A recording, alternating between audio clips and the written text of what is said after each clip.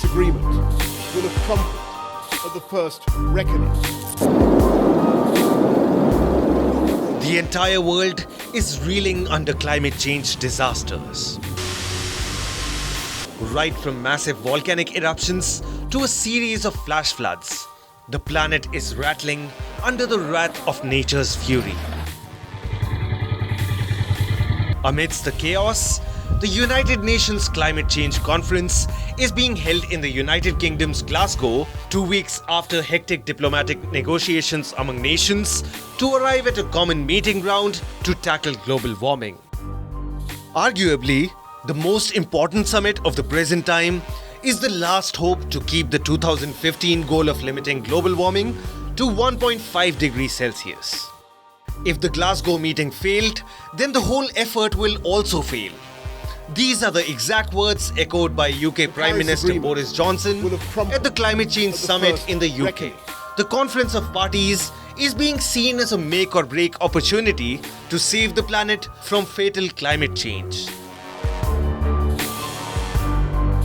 I must be clear that if Glasgow fails, then the whole thing fails. The Paris Agreement will have crumpled at the first reckoning. The world's only viable mechanism for dealing with climate change will be holed beneath the waterline.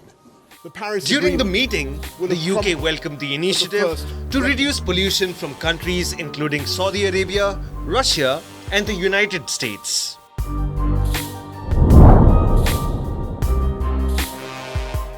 As the 2019 talks ended with no action being taken, there are high expectations from the Glasgow summit. Countries like China, India, Russia, and the United States have made a series of commitments to protect the planet from climate change.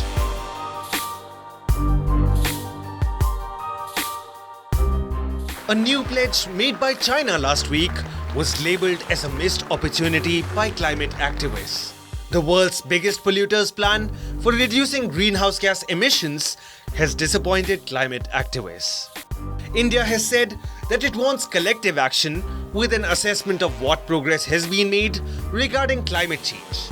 India also stated that the country has made technologies available to the developing world in the fight against climate change. Meanwhile, US President Joe Biden said it would not be consistent for him to push energy-producing nations to increase the output of fossil fuels.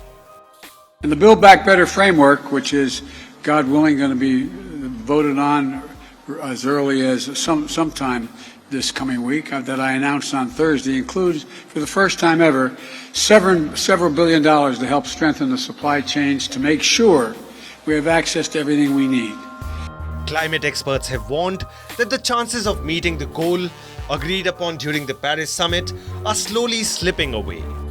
The planet has already warmed by 1.1 degrees Celsius and might hit 2.7 degrees Celsius by the year 2100.